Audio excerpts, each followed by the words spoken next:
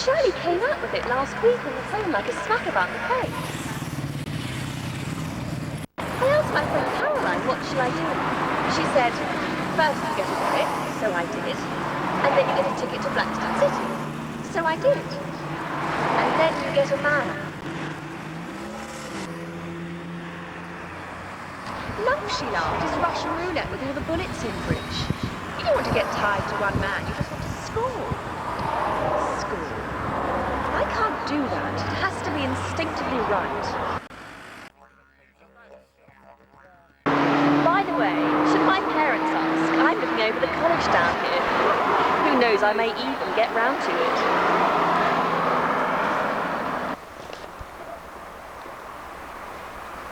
No, Nick asked me, which was really nice. I was really pleased about that, because we were editing Evil Trophy one night, and he said to me, would you like to direct another one next year? And I was really pleased with that, because I felt that one way or another perhaps we'd trodden on each other's toes artistically rather a lot during Evil Trophy, and I might have made a bit of hash of things in terms of that sort of thing. But he asked me to do it, and so I was really, really pleased. Television. Yeah. Okay. Now then, So... let's run it through. oh yeah, that's it. Yeah, it was. It was in Studio Theatre, I think. Yeah. Quite a long time ago now. You know, actually, I think it was me who kind of like, he was talking about it, about the films and everything, and I said, oh, that sounds really good fun. Side. Is that all right? Side to the side, yeah, that's fine. And then he wrote it, and then he came back to me, I think. Although he probably wrote it some other time, but I did say that, you know, it sounded fun and stuff. Daddy, I make no apologies. As an equal 90s woman, I'm very, very much in love. Daddy, I make no apologies. He came up to me and said that I've written the script and I've written it for Louise, and I said, okay, yeah, that's okay. Louise being a terrific person. My first part at studio was Araminta in The Philanthropist. And I went for an audition at Godolphin School. Let's talk about the future now. It can't wait. And I got it. And I remember my friend Ali Morgan, I think he wanted her to do it, but she couldn't, so I was like second best. And then since then, you see, it's just been fame. And to be quite honest, there isn't anybody else I know of who could possibly play that part as well as Louise did. So I had no argument there at all. Louise is such a brilliant actor anyway. And the same goes for Gareth, he's so versatile. Hi! And, there wasn't really anybody else who could be his part. There's cameras everywhere. How annoying. I got a bottle of suntan. Yeah. I liked it a lot. I thought it was a really, really good script with some really realistic sort of lines. Suntan lotion, well, we live in hell. And instructions to buy a respectable newspaper every day, because the chances are I won't see much television. See here, Kaz, I'm going to see this one in Tapley. Mum and Daddy would talk to him over tea. I want you to name that your own Martha and Carter. Major. Oh, it's major. Major and Major. To hold. Sorry, I don't know how it starts, it's really weird. To having to hold. For better, for worse, for richer, for poorer, in sickness and in health, well, we live in. You would imagine someone saying, especially British Lines that character. rang true. Lines that rang true, yeah. I'm sorry. That isn't in the book. Just do what you can remember. It's the only bit I didn't make that. We went down to New Year's Eve in Trafalgar Square on New Year's Eve 1993, on New Year's Eve, oddly enough. And I gave Nick this idea for Rosy Lens, which he didn't like, which was basically that she comes to Salisbury, or Blackstone as it's called in the script, and doesn't know what's going on, and she meets her dream boyfriend in the park, but she's sitting there wondering what to do, and he gives her this leaflet about the rave and some hash, which she smokes, and she gets to the rave, discovers it's been cancelled, which eliminates the problem of having to film a rave. And he said, no, rise to the challenge. She said, well, how are we going to film a rave? And then the idea that I had was that she'd be left up on Pepperbox Hill with no one around her, and she just hallucinates, and he said, that's crap.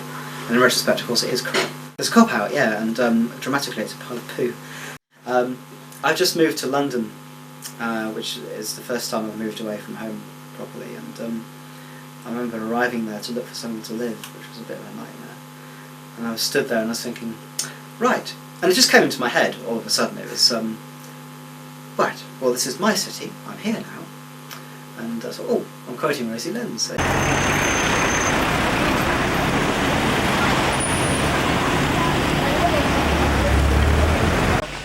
say it. Oh yeah. Oh yeah. But you know, it was all so well structured as well. The way that she walks away from home and meets up with these people. What are those funny insects you found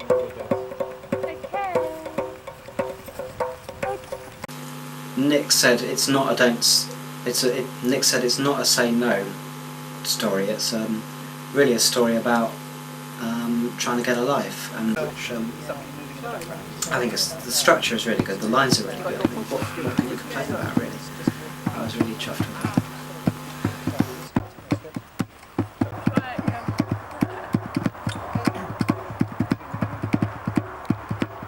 And, the pitfalls you can come across, especially when you're sort of young and naive and wanting everything to be right. Of course, the world isn't terribly nice, especially when you don't realise what it's like. So Bridget comes across some unfortunate circumstances. I didn't mean to leave you. Ugh. You know, a bit of a drip, really, a bit of a get a life. I mean, even though she did try to get a life, you know, she was just terminally sad, really, wasn't she? She didn't really have a home. God, when I saw her on film, she was just hated her guts. She goes, Bridget! She was a bit of a div, really. She's a bit like me, really. She reminded me a bit of me when I was young, you know? Like, you think everything's easy in life, but it isn't. But I watched bits of the Talking Heads series by Alan Bennett on television beforehand, and in which the actors do talk to the camera. So I knew it would work. I mean, that was the only worry, that perhaps it would look naff. So I'm talking actually into my bag, am I? Yeah. So Bag talks bag. After watching Talking Heads, I knew it was going to work, and but I'd never really been in my mind that it would be done any other way, because she's actually addressing someone and had to be an audience. And like relating, you know, doing it as a monologue, really. It's not the same. It was a monologue. It wasn't. Yeah. The only audience it could be was the camera, so that's why.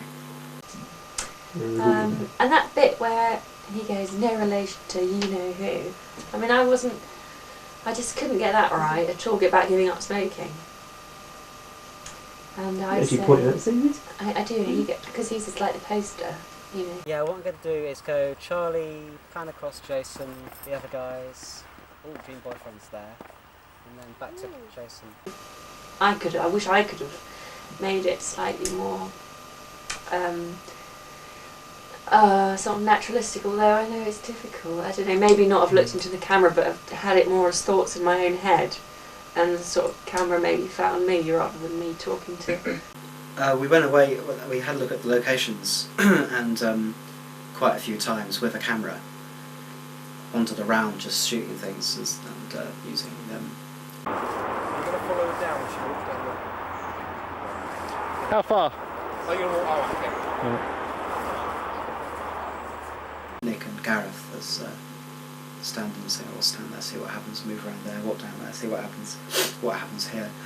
So we planned everything, and I go home with the footage and also took photographs as well, and sat down with the scripts as well, like this and that and everything. It used to be quite an important thing actually, because it's the giving of the fag, which is quite an important moment. So if we have Louise's hand. Slow motion. Then we can do a bit of a close-up. We'll wait there and find out what happened next week. We knew that we could use Paul's camera for bits of it, Paul's dad's camera of all the effects for bits of it. How do I know it's not got any of these numbers and letters and things that are on the screen? It's not recording those. Oh, it won't happen then. Can you fade in on that? You have to press that one. Oh yeah. We were going to hire a VHS camera, but we got to the shop, the hire shop, and it was always closed for lunch whenever we got there. Unfortunately, when we did get there, all the cameras were hired out for the weekend by the time we got there. I must admit I was worried about using a high camera initially because for Evil Trophy there was sometimes where the tracking was faulty on the higher camera, and there were shots that I couldn't use in the edit that were rather good, but had huge, great big thick lines across them. And I knew Richard's camera gave a good quality picture, but sadly the joints were rather irritatingly noticeable, which is a very big shame. It was just a rather unfortunate cock-up. It was very different to doing a stage play.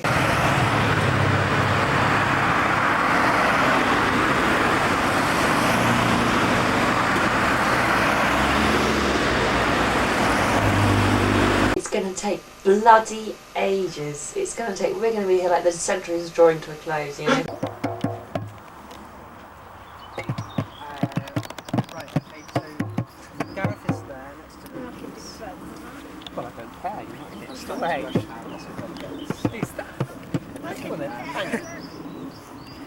Right. To be like bloody collecting our pensions, basically.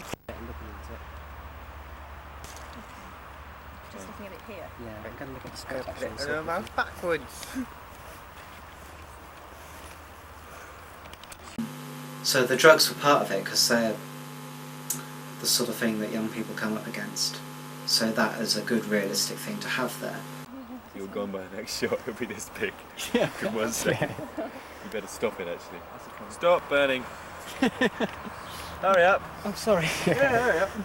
The laws of physics against us. Nick and I researched what drug it might have been because we thought, well, is this real? Would this actually happen? We went to the reference library one day, and not knowing anything about drugs, of course. Take the rolling paper out of the packet. Stage 2, get the dried up tobacco that you've had in your bag for 10 years. We looked it up and it said marijuana, you smoke it. Smooth it along, even it out. You first of all get a feeling of increased sort of confidence, which turns into pleasant dreaming. Things going rather nicely. And at the end, it can tail off and you can have nasty paranoia attacks and stuff. You silly bag! Did that last time, it didn't work.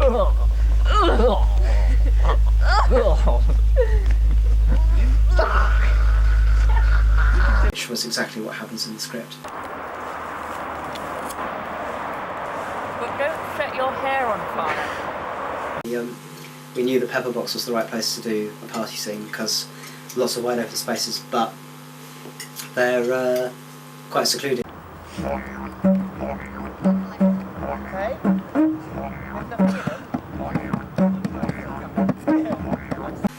And Charlton All Saints, because there's a good base in Paul's house, and of course Paul's house looked like the sort of house that Bridget lived in. Of course it's the churches, so you said the meadows, and of course the petrol station.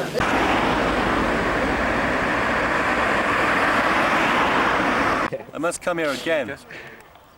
The greenery is wonderful. You could be lousy in bed. That's true. Can't imagine that somehow. Although they considered Old Sarum on the outskirts of Salisbury, which again is a large open space. We considered that for some of the scenes because there's a lot of traffic noise on Pepperbox Hill, but in the end it wasn't practical to go to all these locations, and Pepperbox is better visually, so we just started. Just built on the things that I'd learned, or sort of the ideas that I had in terms of visually how to present things.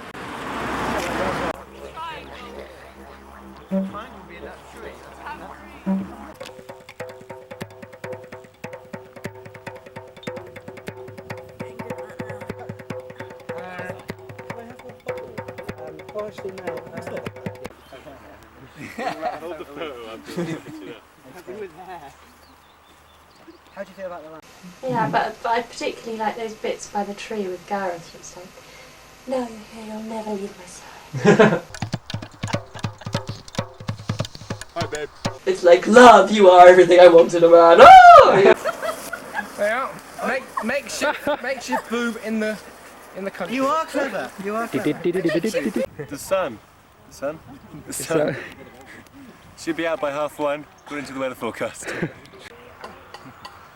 then they come along and I fiddle with my hair and they come along and I put my hat back on. Yeah, yeah. The cue for you guys to come in is Louise taking her hat off and fiddling with her hair. I'll just go up off the old Up to the big tree. Okay. If you can start by looking up at them, because do you remember how you finished the last one? Nice bit. Yeah, that's right, and you had the flag in front of you, didn't you? Yeah. If you kind of like... The first day we were rained off. It was a great shame. Say that first line. That was a blessing in disguise though, because it meant that we had more time to do scenes in the end, especially the tree carving scene and the final scene, which were both quite important scenes. If we had done them on the first day, we would have been tired by the time we got to them. But on the last day we only had 4 scenes to do, which meant we had plenty of time just to relax and stroll into it. And then the second day we must have had one of the hottest days of the year.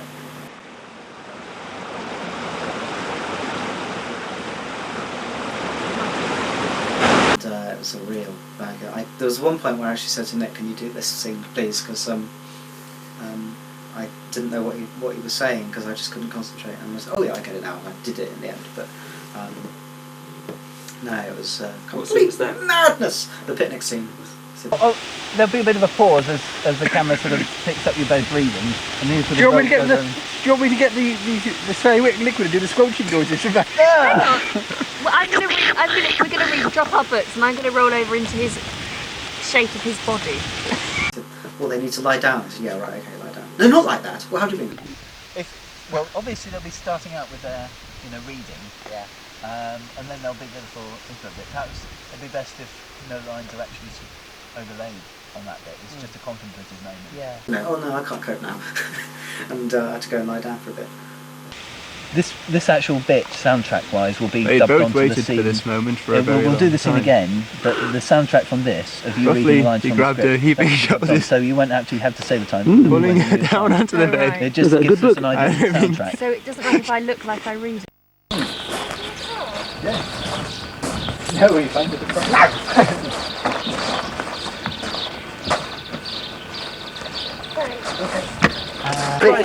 One man in his boat. God, it could have ironed it. Yes, yeah. One man, no boat, no water. Yeah, Okay. No, it's right. smashing. Yes, super darling. Bloody great. What? Yes. What? Sorry for the chance already. That's been marvellous. Hello. How are you all? Hello. I say, that's a nice camera. It's really, really jolly good. Is your local pub open? Well, on Sunday, I would have thought so. None. We'll have a look at the time when we're up there. Yeah. Because this scene finishes up there. Yeah. You're always hungry, you are. Alright,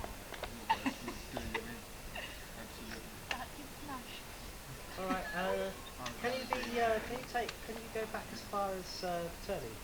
Come on. Level with the Turley, still in the centre of the road. Hello, Gareth. Hello. Now you play the dream lover in this. The dream boy. Is it a role you aspire to? Oh yes, romantic lead, absolutely. The silent type. Strong and silent? Yes, so silent, he doesn't say a word. Then I also knew that we'd have Paul's dad's camera, which is capable of having the juddery effect. The arty effects, yeah. But Paul, this camera's really sensitive to light, isn't it? Things that, in terms of visually, the dream sequences and stuff, I thought that, well, Nick said to me, well, I'll give you free rein on that, which I thought was really good of him, considering the fact that we have artistic differences quite a lot.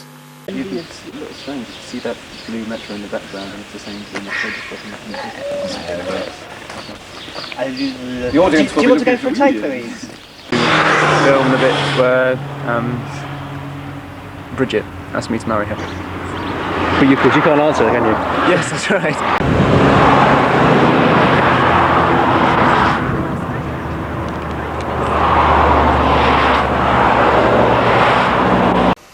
it's a bit of a perfectionist. I don't know whether that's a good thing when it comes to doing this sort of thing, but I think at the end of the day, it is really whatever you're doing. It's better than sort of. He knows where her breast is. I don't know actually. Sure. Choices. There were two. If I just fart off Bridget. You've left it behind. Are you ready? He shrunk in the wash. Are you ready? Yeah. What are we doing? Just walking up Just towards walking towards the camera, yeah. What, talking or just looking happy? Just sort of looking happy, looking at each other. Smoking my cigarette? No, just have it in your hand. But unaware, it's just there. Darling, it's so wonderful. Yeah, but and particularly like the lovey thing with Gareth.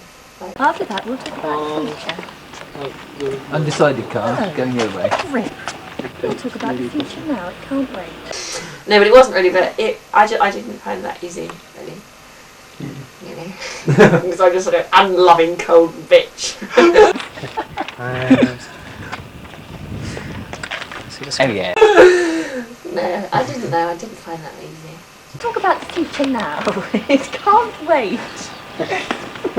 Right. And then what? Do we carry on walking on? And, you don't realise that it's all a dream, and until suddenly she nearly gets run over, and then which happens directly after a really nice dream sequence. It suddenly goes sour, and suddenly snap, she's into real life. My face is going to be as shiny as an oil bog. He said, well, I'll let you do this. And, okay. And there was plenty of scope, and then the script sort of said, right, well, dream sequence, they are romantically walking around, but here you are, Andy, do what you want with this. Okay, yeah. And we just sort of threw it all together and filmed all the ideas. And when it came to editing, I just put them in the sequence with the scene. I go home with the footage and also took photographs as well, and sat down with the scripts and right, this, and that kind of thing. And I'd ring up Nick and say, well, how about if they're sat at the water's edge catching minnows? And he said, God, that's corny. So right, well, how about they're just sat at the water's edge dangling their toes? And, okay. And I sort of ring up, oh, how about this? That's a good idea. How about that? Okay, yeah. And we just sort of threw it all together and filmed all the ideas. Oh, I loved the other bit, the waterfall as well. I mean, it was all lovely, but I just remember sitting. That's so lovely to me. That it's heaven to just sit there and let your feet dangle in the river. It's so lovely.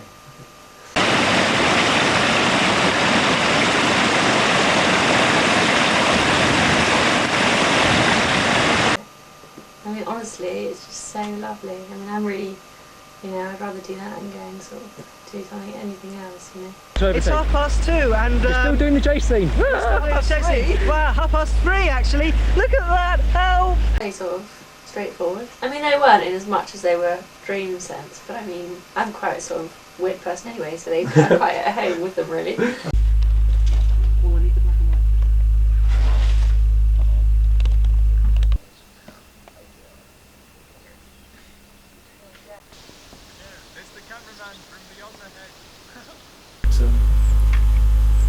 It was so hot, and all those, of course, the wedding costumes were boiling, really boiling. I'm so sorry for them. It's so hot. Unbelievable. Making us suffer, I tell you, suffer. With no money at all. Not getting paid. Even had to buy our own food at lunchtime. It's criminal.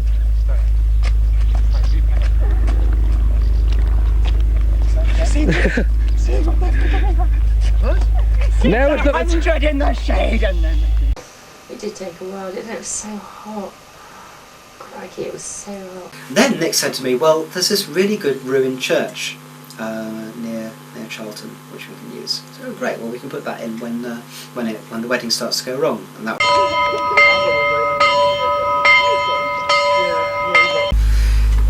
And I never thought, but Nick sort of said, when we got down to have a look at the church, I said, right, let's have a look at the other church, and look at the proper church that's in use still. And he said, well, we're not going to use that, are we? I said, well, yes. I just assumed that that's what we were going to do, and Nick, obviously, thought that we weren't. So what I wanted to do was to have the wedding, and she sees this gravestone, and there's a huge paranoia attack, and it goes horrible, horrible, horrible. Everything's going nasty, and then whoosh, she's back in the real world, and it's all terribly odd. But she comes down back to reality, which I think is nice and dramatic. And Nick said, "Okay, I don't agree with that, more or less." And I said, "Well, let me try it, please, because this is what happens in trips." And he said, "Well, okay, if you can get the permission of the vicar at the church to do it." And so I phoned up the vicar. This was like approaching the time to record. He said, "Well, what are you filming? And is it for anything commercial and stuff?" And I explained what it was about, which in retrospect was not a good idea, considering that it was all about drugs.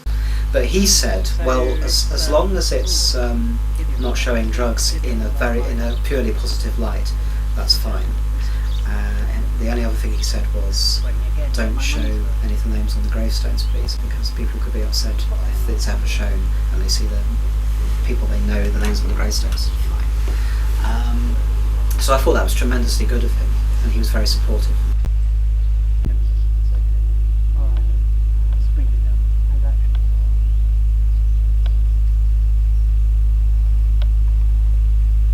In the script it says, it's all there, the up to the end of the dialogue, and she says, she sees, something catches her eye, it's a gravestone, and she says, till death us do part. She looks to her dream boyfriend, and it turns out that he's not there anymore. Can we run it through? I wanted Cedric. Where's he gone? And you actually see him fade as she turns. I can't believe that worked. Oh, I'm so pleased with that.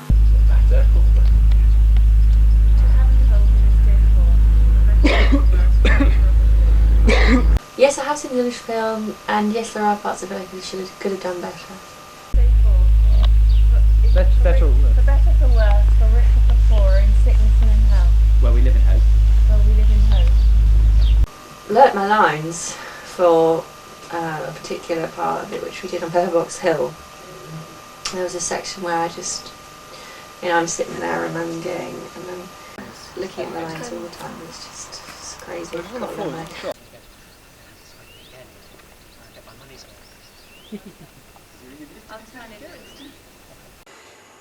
It was great fun. That's all. That's my predominant, my main memory really. We got on with it, didn't we? We did overrun, I think. It all happens within 24 hours, which of course the trip could have happened in.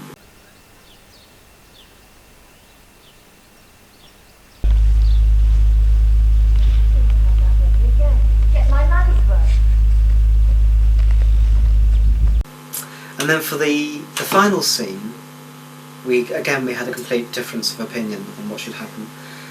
I wanted Louise to be left alone, and I wanted obviously this sense of desolation because she's her dream boyfriend, her perfect life has been shattered, and she's left with nothing all of a sudden.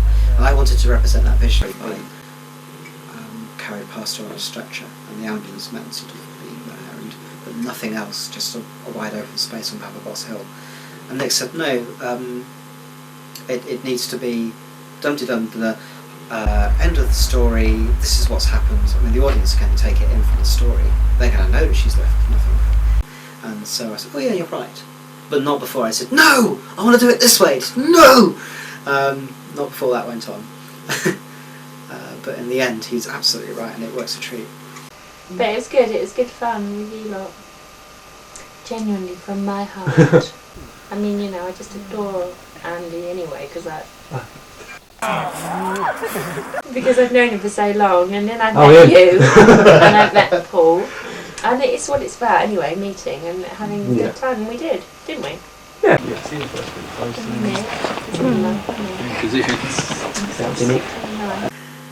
The end song, we knew we wanted a song, or we knew we wanted some music at the end. I was just strumming along on the guitar, and I put a few chords together, and I just thought this might work nicely at the end of the film.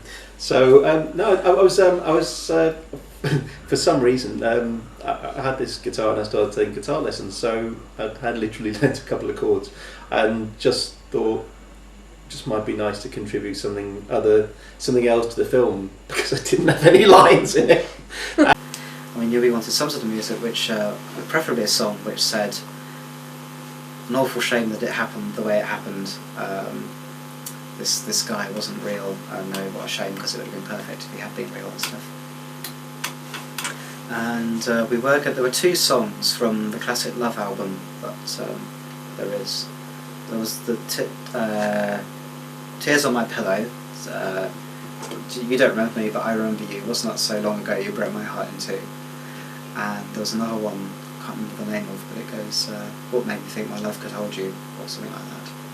Which were both appropriate, but terribly corny because they're well-known songs, and they're also slightly corny anyway, being 60s love songs. So we knew we wanted something with that flavour, but we didn't really want to use them unless we had to. You reckon I sang the song down the phone to you? I think you phoned me up. Did I? I think you phoned me up and said, tune or something. And said, Andy, I said, yes, I've written a song for the film. And then one night, Gareth phoned me up and said, Andy, do you still want music for the end of the show? And I said, yeah. He said, well, I've written one. I said, all right. And he sung it over the phone with his guitar. And I kind of thought, so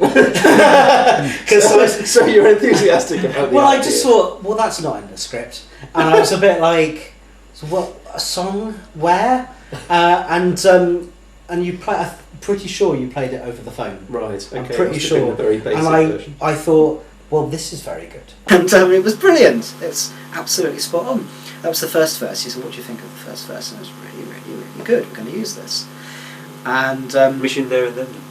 Commission there and then. Oh yeah. And I said, well, can we have a second verse? Because the first verse says, were you really there, or something like that. Something like that, isn't it? Something like that. Thought I could see you, but I wasn't Yeah, sure. that's right. Were you ever there at all? I said, well, can we have a second verse which says stuff about love in general, which I think is one of the important things in the film. And he said, okay. I said, well, can we have something that says, well, sort of like, this is who I am, and love can't be right without you being completely friends and all this sort of stuff, and blah blah blah, you can't change me to fit what you want me to be, and things like that. And he said, okay, so I did that. And the second verse was just as bloody brilliant again. So I did, genuinely, I'm not taking a piss. I actually thought, well, this is a good song, and it fits the mood of the film. And I assumed you kind of thought it would be at the end. I just thought it might have been a nice way to finish it, because it summed up the film. And it hadn't really been, there hadn't been anything like that at the end of Nick's other films. I think there tended to be songs or sort of more famous songs, but I honestly can't remember. I think I felt, although I was quite happy with it, me playing the guitar wouldn't really work, and so I can't remember if it was yourself or myself who said, well, shall we see if we can get a proper arrangement that might sound a bit more atmospheric. But somehow Ben Daglish, who was the partner of Sarah, who ran Stage 65 at the time, I think we spoke to him and said, look, we've got this song we want to do for a film. then we had the amazing stroke of luck. We got this friend who writes music professionally for video games, and he's also done music for theatre in the group that Gareth and I belong to. And Gareth bumped into him in the street and said, we're doing this film and I've written a song. And Ben said, oh yeah, great man, come round to my place, I'll do an arrangement. Okay, and it's a professional arrangement done by this guy. Yeah. And would you mind, and he did some brilliant music for the shows that we did later on in Stage 65. And he said, yeah, it was very sort of hippie-fied. He's so fine, yeah, come over. Yeah, come over and we'll work. And he had a cat, didn't he? Who, yes, that's right, yes. Would like sit on the keyboard and stuff and just waggle its tail over the screen, because it's all, I don't know what setup he used, but he had the works, didn't he? He had the keyboard there and the computer and everything. It was very high tech. The cat was quite determined to get in the way. And hit a few chords when they weren't expected. It's just outstandingly brilliant. We were there for about 2 or 3 hours in his sort of his room. He's got this computer program that's got just everything. brilliant instruments, instrumental sounds, and you can do practically everything on it. And we were there for about 2 or 3 hours, and we said, well, we just want this feeling of flute and strings, which is a sort of oh, what a shame sort of feeling. And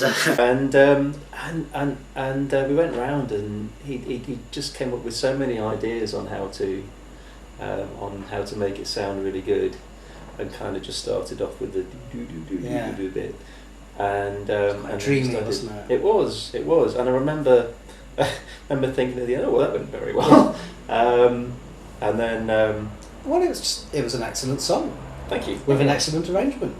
He said, all right, this is what you need then, and then did it, and there it was, and we just couldn't believe it. It was just so good. We actually thought definitely it could be released as a single.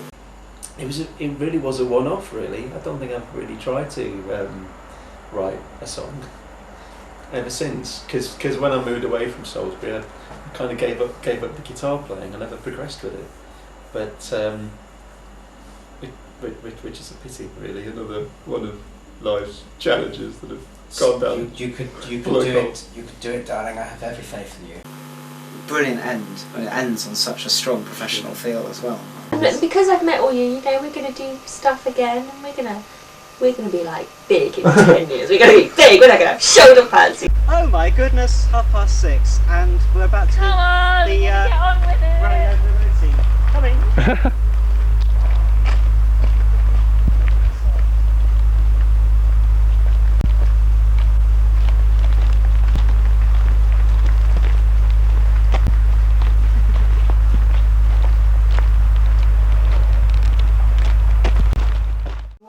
A film. A film. Yes. Funny enough. Funny enough, dig it now. Everyday question. Yeah, I would. And again and again and again, love it.